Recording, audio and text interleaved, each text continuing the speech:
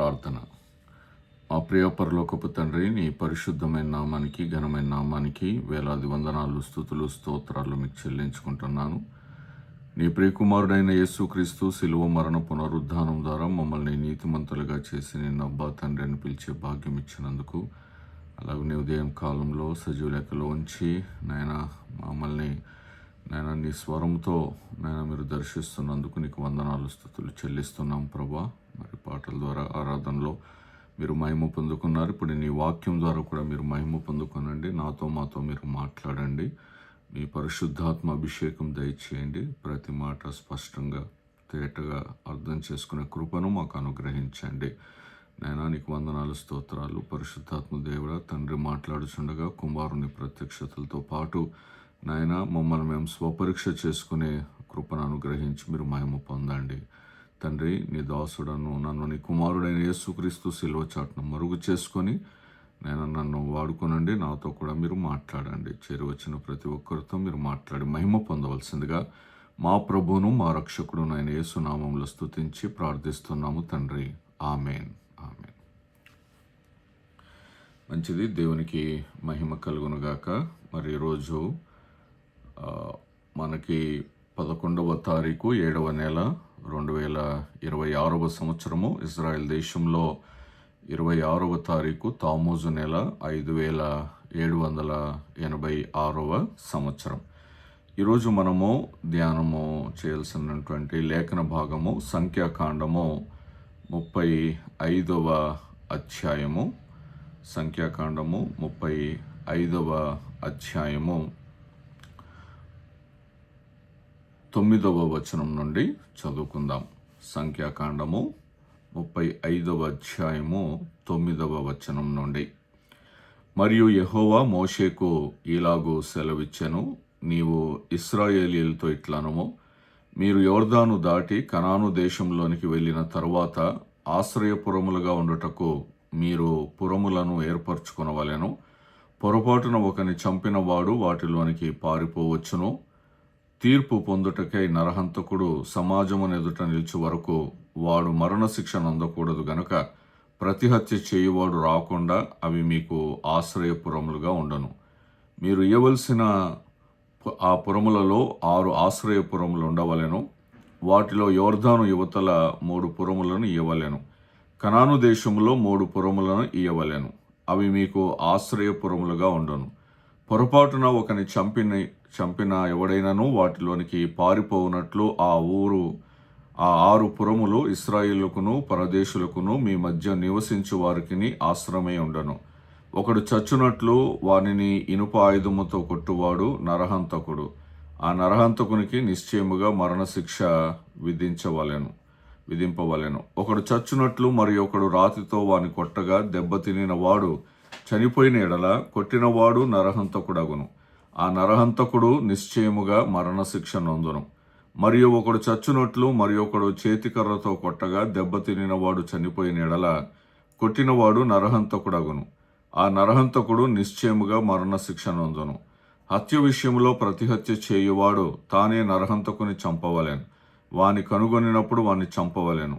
ఒకడు చచ్చునట్లు వాని పగబట్టి పొడిచినను లేక పొంచి ఉండి వాని మీద దేనినైనను వేసినను లేక ఒకడు చచ్చునట్లు వైరము వలన చేతితో వానిని కొట్టినవాడు నరహంతకుడు. నిశ్చయముగా వాని చంపవలెను. నరహత్య విషయంలో ప్రతిహత్య చేయువాడు ఆ నరహంతకుని కనుగొనినప్పుడు వాని చంపవలెను. అయితే పగపట్టక హఠాత్తుగా వానిని పొడిచినను పొంచి ఉండక వాని మీద ఏ ఆయుధమైనను వేసినను వాని చూడక ఒకడు చచ్చునట్లు వాని మీద రాయి పడవేసినను దెబ్బతినినవాడు చనిపోయిన ఎడల కొట్టినవాడు వాని మీద పగబట్టలేదు, వానికి హాని చేయగోరలేదు. కాబట్టి సమాజము ఈ విధులను బట్టి కొట్టిన వానికిని హత్య విషయంలో ప్రతిహత్య చేయువానికిని తీర్పు తీర్చవలెను.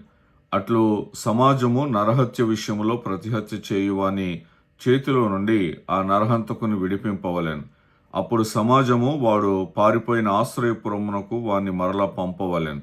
వాడు పరిశుద్ధ తైలముతో అభిషేకింపబడిన ప్రధాన యాజకుడు మృతి నొందు వరకు అక్కడనే నివసింపవలెను. అయితే ఆ నరహంతకుడు ఎప్పుడైనానో తాను పారిపోయి చొచ్చిన ఆశ్రయపురం యొక్క సరిహద్దును దాటి వెళ్ళినప్పుడు నరహత్య విషయంలో ప్రతిహత్య చేయువాడు ఆశ్రయపురము యొక్క సరిహద్దు వెలుపల వాని కనుగొని ఎడల ఆ ప్రతి హంతకుడు ఆ నరహంతకుని చంపినను వాని మీద ప్రాణము తీసిన దోషము ఉండదు. ఏలైనగా ప్రధాన యాజకుడు మృతి నొందు వరకు అతడు ఆశ్రయపురంలోనే నివసింపవలెను. ప్రధాన యాజకుడు మృతి నొందిన తరువాత ఆ నరహంతకుడు తన స్వాస్థ్యమున్న దేశమునకు తిరిగి వెళ్ళవచ్చును. ఇవి మీ సమస్త నివాస స్థలములలో మీ తరతరములకు మీకు విధింపబడిన కట్టడ. ఎవడైనానో ఒకని చావుగొట్టిన ఎడల సాక్షుల నోటి మాట వలన ఆ నరహంతకునికి మరణశిక్ష విధింపవలెను. ఒక సాక్షి మాట మీదనే ఎవనికి మరణ శిక్ష విధింపకూడదు. చావదగిన నరహంతకుని ప్రాణము కొరకు మీరు విమోచన ధనము అంగీకరింపక నిశ్చయముగా వానికి మరణశిక్ష విధింపవలెను.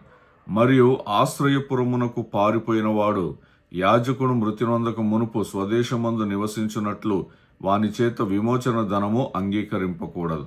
మీరుండు దేశమును అపవిత్రపరచకూడదు. నరహత్య దేశమును అపవిత్రపరచును గదా. దేశములో చిందించిన రక్తము నిమిత్తము చిందించిన వాని రక్తము వలననే ప్రాయశ్చిత్తము కలుగును గాని మరి దేని వలననో కలుగదు. మీరు నివసించు దేశమును అపవిత్రపరచకూడదు. అందులో నేను మీ మధ్య నివసించుచున్నాను. నిజముగా యెహోవాను నేను ఇశ్రాయేలుల మధ్య నివసించుచున్నాను. అలాగనే సంఖ్యాకాండము 36వ అధ్యాయము 1 నుండి 13 వచనాలు చదువుకుందాం. సంఖ్యాకాండము 36వ అధ్యాయం 1 నుండి 13 వచనాలు. యోసేపు పుత్రుల వంశములలో మాకీరు కుమారుడును మనష్షే మనవడును అయిన గిలాదు యొక్క పుత్ర వంశముల పెద్దలు వచ్చి మోషే ఎదుటను ఇశ్రాయేలుల పితరుల కుటుంబముల ప్రధానుల ఎదుటను మాట్లాడి ఇట్లనిరి: ఆ దేశమును 100 చీట్లు చొప్పున ఇశ్రాయేలుకు స్వాస్థ్యముగా ఇవ్వవలనని యెహోవా మా ఏలినవానికి ఆజ్ఞాపించెను. మరియు మా సహోదరుడైన సెలోపెహాదు స్వాస్థ్యమును అతని కుమార్తెలకు ఇవ్వవలనని మా ఏలినవాడు యెహోవా చేత ఆజ్ఞ నొందెను.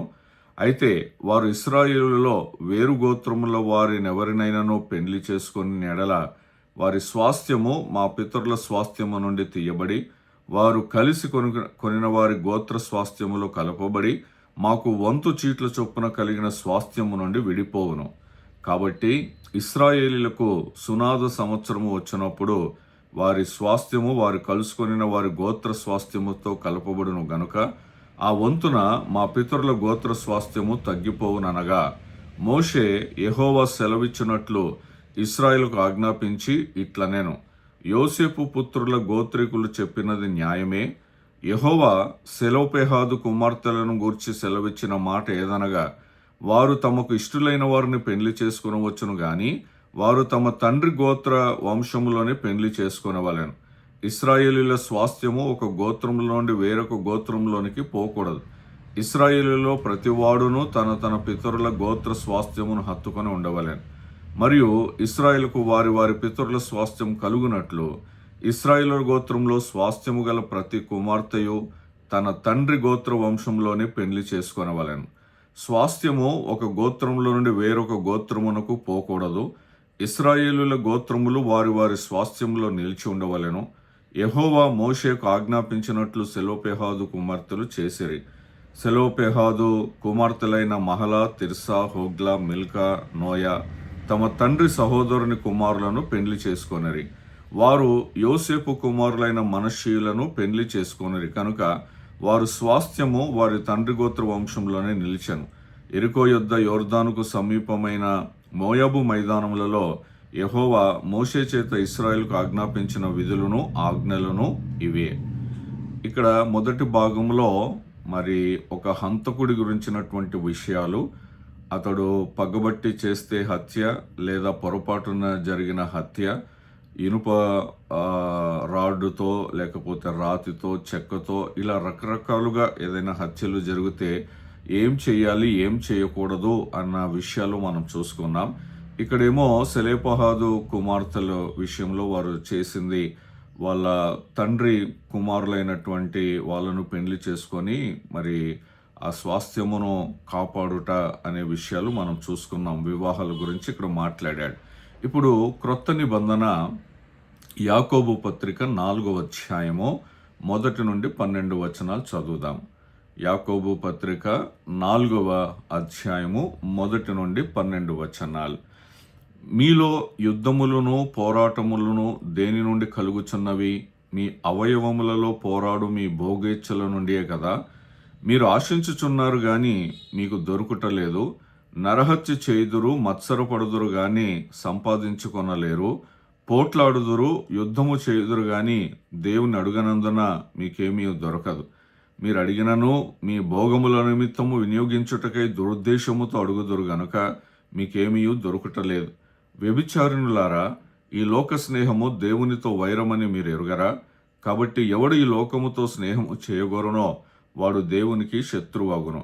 ఆయన మన యందు నివసింపచేసిన ఆత్మ మత్సరపడునంతగా అపేక్షించునా అని లేఖనము చెప్పుచున్నది. వ్యర్థమని అనుకొనుచున్నారా? మరల చదువుతున్నాను 5వ వచనం. ఆయన మన యందు నివసింపచేసిన ఆత్మ మత్సరపడునంతగా అపేక్షించునా అని లేఖనము చెప్పున్నది వ్యర్థమని అనుకొనుచున్నారా? కాదు గాని ఆయన ఎక్కువ కృపనిచ్చును. అందుచేత దేవుడు అహంకారులను ఎదిరించి దీనులకు కృప అనుగ్రహించును అని లేఖనము చెప్పుచున్నది. కాబట్టి దేవునికి లోబడి ఉండుడి, అపవాదిని ఎదురించుడి, అప్పుడు వాడు మీ యొద్ద నుండి పారిపోవును. దేవుని యొద్దకు రండి, అప్పుడు ఆయన మీ యొద్దకు వచ్చును. పాపులారా, మీ చేతులను శుభ్రము చేసుకొనుడి. ద్విమనస్కులారా, మీ హృదయములను పరిశుద్ధపరచుకొనుడి.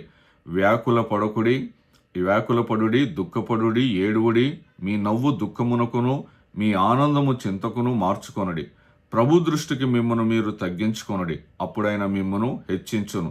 సహోదరులారా, ఒకనికి విరోధముగా ఒకడు మాట్లాడకుడి. తన సహోదరునికి విరోధముగా మాట్లాడి తన సహోదరునికి తీర్పు తీర్చువాడు ధర్మశాస్త్రమునకు వ్యతిరేకముగా మాట్లాడి ధర్మశాస్త్రమునకు తీర్పు తీర్చుచున్నాడు.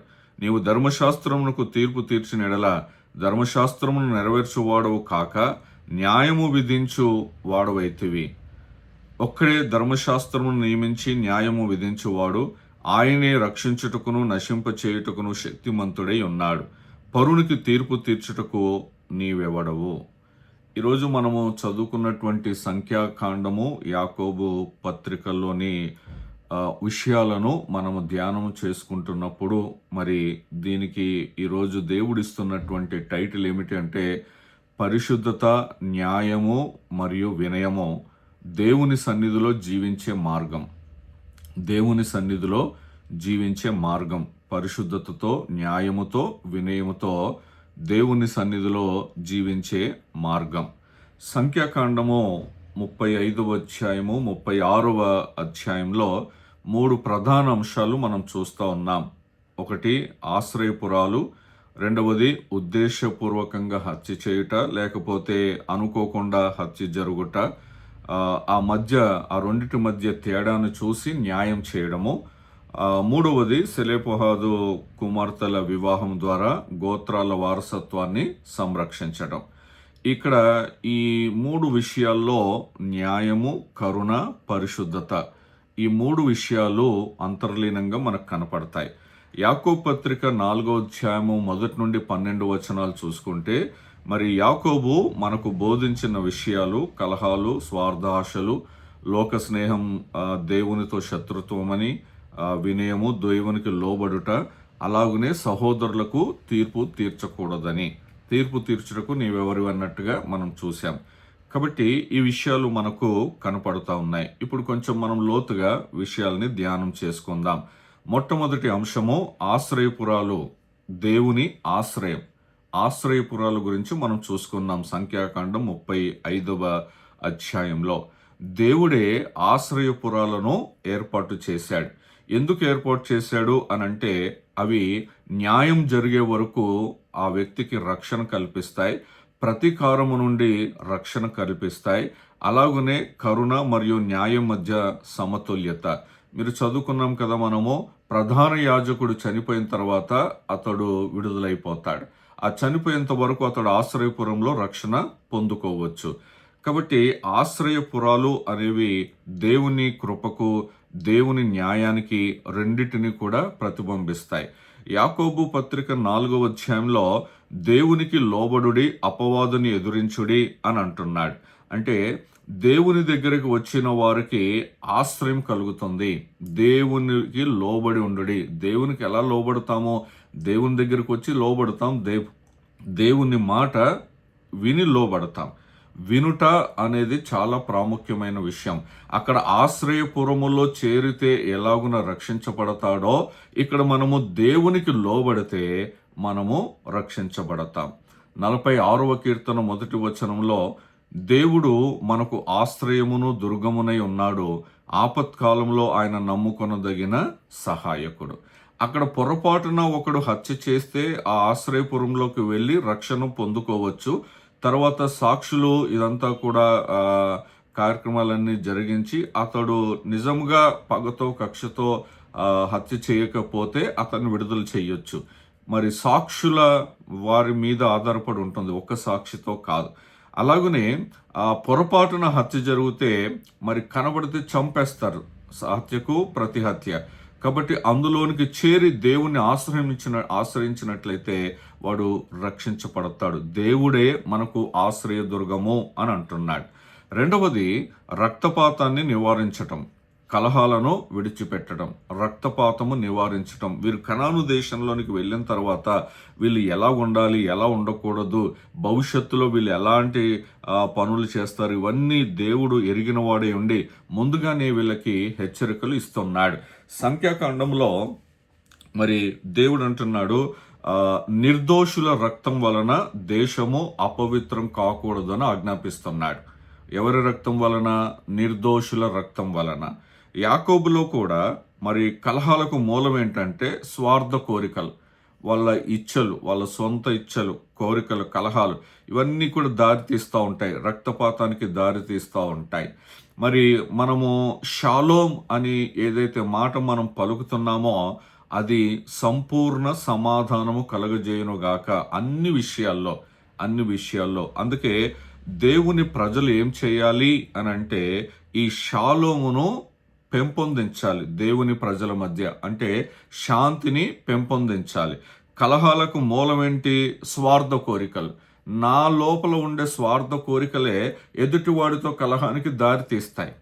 అక్కడ ఎందుకు చంపుకుంటున్నారు అనంటే సంథింగ్ లోపల ఏదో ఉంది, స్వార్థం ఏదో ఉంది కాబట్టి ఎదుటివాడిని బ్రతకనివ్వట్లేదు. కాబట్టి వారికి మనకి మధ్యలో ఉండవలసింది ఏమిటి అనంటే సమాధానము, షాలోం. దేవుని బిడ్డలమైన మనము ఈ కలహాలు కానీ హత్యలు కానీ జరగకుండా, ఈరోజు మనం డైరెక్ట్గా కత్తి పట్టుకోనో గన్ను పట్టుకోనో చంపట్లేదు, కానీ మన మాటలతో చంపేస్తూ ఉన్నాం. మనం మాట్లాడే మాటలతో ఎదుటి వ్యక్తిని చంపేస్తూ ఉన్నాం. అందుకే మత్తయి సువార్త 5వ అధ్యాయం 9వ వచనంలో అంటున్నాడు ప్రభు, సమాధానపరచువారు ధన్యులు, వారు దేవుని కుమారులు అనబడుదురు అని అంటున్నాడు. అంటే సమాధానము కలుగజేయని వారు ఎవరు? దేవుని కుమారులు కాదు. సమాధానము పరచువారు ధన్యులు, వారు దేవుని కుమారులు అనబడుతున్నారు అని అంటున్నాడు. మరి పౌలు కూడా రాస్తున్నాడు రోమీయులకి 12వ అధ్యాయము 18వ వచనంలో, శక్యమైతే మీ చేతనైనంత మట్టుకు సమస్త మనుషులతో సమాధానముగా ఉండుడి అని అంటున్నాడు. సమస్త మనుషులు, ఇందులో ఎగ్జంప్షన్ ఏమీ లేదు. నేను ఈ ఒక్కరితో తప్ప, ఆ కుటుంబం తప్ప నేను అందరితో సమాధానంగా ఉంటాను అనడానికి లేదు. ఇక్కడ దేవుడు అంటున్నాడు సమస్త మనుష్యులతో సమాధానముగా ఉండుడి అని అంటున్నాడు. 2 విషయాలు మనం చూసుకున్నాం ఇప్పటికీ, ఆశ్రయపురాలు, రక్తపాతాన్ని నివారించటం. 3వది పరిశుద్ధ దేశము, పరిశుద్ధ జీవితం. దేవుడు ఏ దేశానికైతే పంపిస్తున్నాడో ఆ దేశాన్ని పరిశుద్ధంగా ఉంచాలి. మన దేవుడు పరిశుద్ధుడు. ఆయన వాగ్దానము చేసినటువంటి దేశానికి దేవుడు ప్రజలను తీసుకొని వెళ్తే ఆ దేశములో వారు పరిశుద్ధమైన జీవితాన్ని జీవించాలి.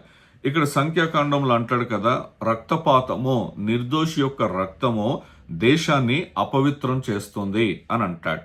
అలాగనే యాకోబులో ఏమంటున్నాడు అనంటే, ఇప్పుడు వాళ్ళేమో ఆ కనాను దేశంలో నివసించాలి.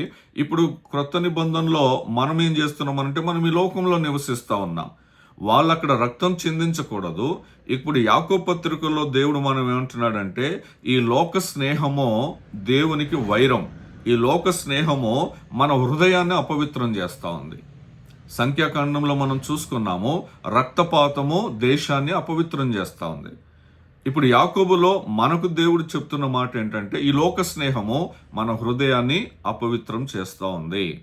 పేతురు రాసినటువంటి మొదటి పత్రిక 1 అధ్యాయము 15-16 వచనాలు. పేతురు రాసిన మొదటి పత్రిక 1 అధ్యాయము 15-16 వచనాలు. కాగా మీరు విధేయులకు పిల్లలై మీ పూర్వపు అజ్ఞాన దశలో మీకుండిన ఆశలను అనుసరించి ప్రవర్తింపక, మిమ్మును పిలిచిన వాడు పరిశుద్ధుడై ఉన్న ప్రకారము మీరును సమస్త ప్రవర్తన యందు పరిశుద్ధులై ఉండుడి అని అంటున్నాడు. ఇంతకుముందు సమస్త జనులతో సమాధానం కలిగి ఉండుడి అని అన్నాడు. ఇక్కడేమంటున్నాడు? సమస్త ప్రవర్తన యందు పరిశుద్ధులై ఉండుడి అని అంటున్నాడు. ఇది మన ఆధ్యాత్మిక జీవితంలో చాలా ప్రాముఖ్యమైన విషయం. కాబట్టి పౌలు కూడా రాస్తున్నాడు ఒక మాట. కొరింథీయులకు రాసినటువంటి 2వ పత్రిక 7వ అధ్యాయము 1 వచనం. కొరింథీయులకు రాసినటువంటి 2వ పత్రిక 7వ అధ్యాయం 1 వచనం.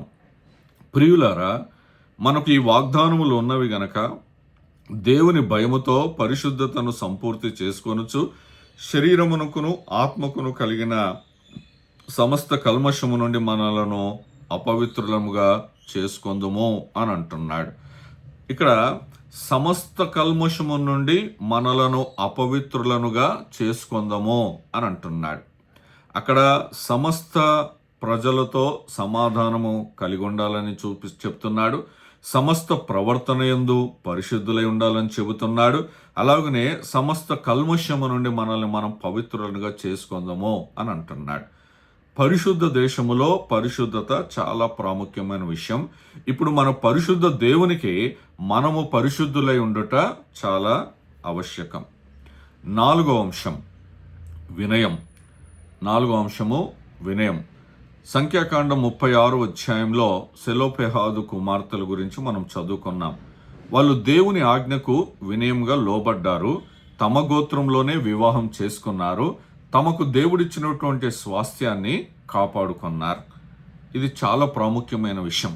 తండ్రి లేడు, పురుషులు లేరు, వాళ్ళకి ఒక గైడెన్స్ అన్నట్టుగా లేదు. వాళ్ళకి ఓన్లీ ఆడవారు మాత్రమే ఉన్నారు. వీళ్ళు ఏం చేశారు? సొంత నిర్ణయాలు, లేకపోతే సొంత ఆలోచనలు, మరి స్వచిత్తం నెరవేర్చుకోవడానికి ఇష్టపడలేదు. వీళ్ళు మోషే దగ్గరకు వచ్చారు, దేవుని దగ్గరకు వచ్చారు, అడిగి దేవుని దగ్గర నుండి ఒక మంచి ఆలోచన పొందుకున్నారు, ఆశీర్వదించబడ్డారు. ఇతరులను పెళ్లి చేసుకోకుండా తమ తండ్రి గోత్రంలోనే వివాహం చేసుకున్నారు. ఆ స్వాస్థ్యాన్ని కాపాడుకున్నారు. యాకోబు పత్రిక 4వ అధ్యాయం 6వ వచనంలో, యాకోబు పత్రిక 4వ అధ్యాయం 6వ వచనంలో ఆయన ఎక్కువ కృపనిచ్చును, అందుచేత దేవుడు అహంకారులను ఎదిరించి దీనులకు కృప అనుగ్రహించును అని లేఖనము చెప్పుచున్నది అని అంటున్నాడు. చూడండి, వీళ్ళు అహంకారంతో లేరు, గర్వముతో లేరు. వీళ్ళు వచ్చి సేవకుని దగ్గర, దేవుని దగ్గర తమ విషయాన్ని విన్నవించుకున్నారు. వాళ్ళకి దేవుని కృప దొరికింది. అందుకే యాకోబు 4:6లో చూసుకున్నాం కదా, దేవుడు అహంకారులను ఎదురించి దీనులకు కృప అనుగ్రహించును. మనం ఎప్పుడైతే దేవుని సేవకుల దగ్గర, దేవుని వాక్యము దగ్గర మనము దీనులమై ఉంటామో, మనల్ని మనం అప్పగించుకుంటామో, దేవుని కృపకు మనం పాత్రులం అవుతాం. పేతురు రాసిన మొదటి పత్రిక 5వ అధ్యాయము 5-6 వచనాలు. పేతురు రాసిన మొదటి పత్రిక 5వ అధ్యాయము 5-6 వచనాలు. చిన్నలారా, మీరు పెద్దలకు లోబడి ఉండడి. మీరందరూ ఎదుటివాని ఎడల దీనమనస్సు అని వస్త్రము ధరించుకొని మిమ్మును అలంకరించుకొనుడి. దేవుడు అహంకారులను ఎదిరించి దీనులకు కృప అనుగ్రహించును. దేవుడు తగిన సమయమందు మిమ్మును హెచ్చించున్నట్లు ఆయన బలిష్టమైన చేతి క్రింద దీనమనస్కులై ఉండుడి అని అంటున్నాడు. ఆయన బలిష్టమైన చేతి కింద దీనమనస్కులై ఉండుడి అని అంటున్నాడు. ఆశ్రయపురాలు, రక్తపాతాన్ని నివారించడం, పరిశుద్ధ దేశం, పరిశుద్ధ జీవితం. 4వది వినయం. ఇప్పుడు 5వ అంశాన్ని ధ్యానం చేసుకుందాం. దేవుని ధర్మము ఇతరులకు తీర్పు తీర్చవద్దు. ఇతరులకు తీర్పు తీర్చవద్దు. సంఖ్యాకాండంలో ఆ న్యాయం అనేది సాక్షుల ద్వారా జరిగింది. వ్యక్తిగత ప్రతీకారము కాదు. వ్యక్తిగతంగా పగ తీర్చుకోవడం, కక్ష తీర్చుకోవడం కాదు, కానీ సాక్షుల ద్వారా న్యాయం జరుగుతుంది. యాకోబు పత్రికలో సహోదరుని గురించి చెడుగా మాట్లాడవద్దు అని మనం చూస్తూ ఉన్నాం. దీన్ని హీబ్రూలో లాషోన్ హరా అని అంటారు. అంటే చెడు మాట అనేది త్వరలో తీవ్రమైన పాపముగా పరిగణించబడుతుంది. ధర్మశాస్త్రంలో ఒకని గురించి చెడు మాట అనేది అది తీవ్రమైన పాపముగా పరిగణించబడుతుంది. మత్తయి సువార్త 7వ అధ్యాయము మొదటి 2 వచనాల్లో మత్తయి సువార్త 7వ అధ్యాయం మొదటి 2 వచనాల్లో మీరు తీర్పు తీర్చకుడి, అప్పుడు మిమ్మల్ని గూర్చి తీర్పు తీర్చబడదు. మీరు తీర్చు తీర్పు చొప్పుననే మిమ్మును గూర్చి తీర్పు తీర్చబడను. మీరు కొలుచు కొలత చొప్పుననే మీకును కొలవబడును అని అంటున్నాడు. కాబట్టి తీర్పు తీర్చే పని దేవుంది, మనం తీర్పు తీర్చకూడదు. 6వ అంశం వారసత్వాన్ని కాపాడుట. వారసత్వాన్ని కాపాడుట. సంఖ్యాకాండం 36వ అధ్యాయంలో దేవుడు గోత్రాల వారసత్వాన్ని కాపాడాడు. ఆ సెలోపహోదు వాళ్ళకి ఇచ్చినటువంటి ఆలోచన, వాళ్ళు చేసినటువంటి క్రియ ద్వారా గోత్రాల వారసత్వాన్ని కాపాడడం. వారసత్వము అనేది దేవుని నిబంధనకు గుర్తుగా ఉంటుంది. యూదుల ఆలోచన చొప్పున, యూదుల దృక్కోణంలో వారసత్వం అనేది దేవుని నిబంధనకు గుర్తు. యాకోబులో మరి వినయముతో దేవునికి లోబడే వారే ఆయన ఆశీర్వాదము పొందుకుంటారు. ఆయన ఆశీర్వాదం పొందుకుంటారు. సెలోపెహాదు వాళ్ళు వినయముతో లోబడ్డారు, ఆశీర్వదించబడ్డారు. రోమిలకు రాసిన పత్రిక 8వ అధ్యాయం 17వ వచనంలో, రోమిలకు రాసిన పత్రిక 8వ అధ్యాయం 17వ వచనంలో మనము పిల్లలమైతే వారసులము, అనగా దేవుని వారసులం. క్రీస్తుతో కూడా మహిమ పొందుటకు ఆయనతో శ్రమపడిన ఎడల క్రీస్తు తోడి వారసులం. ఇక్కడ వారసత్వము కాపాడబడింది. ఎందుకు కాపాడబడింది అని అంటే వారు లోబడ్డారు. ఇప్పుడు మనం దేవుని పిల్లలముగా మనము దేవునికి లోబడితే మనము కూడా దేవుని వారసత్వానికి ఆశీర్వాదం పొందుకుంటాం. దేవుని పిల్లలయ్యే ఆశీర్వాదాన్ని మనం పొందుకుంటాం. కాబట్టి ఒక తండ్రి పిల్లలు ఆ తండ్రి మాట వింటే ఎంత ఆశీర్వాదకరమో, దేవుని పిల్లలమైన మనము దేవుని మాట వినడం అనేది ఆశీర్వాదకరం. ఇక్కడ అహంకారాన్ని పక్కన పెట్టేసేయాలి, గర్వాన్ని పక్కన పెట్టేసేయాలి.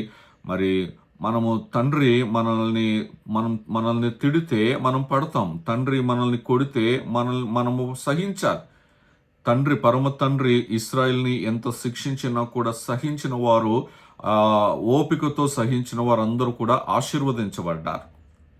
కానీ లోపల గర్వము లోపల ఈగో ప్రాబ్లమ్స్ ఉంటే మనం దేవునికి దూరం అవుతాం, ఆత్మీయ తండ్రికి దూరం అవుతాం. అది మనలోనూ ఏలనీయకూడదు.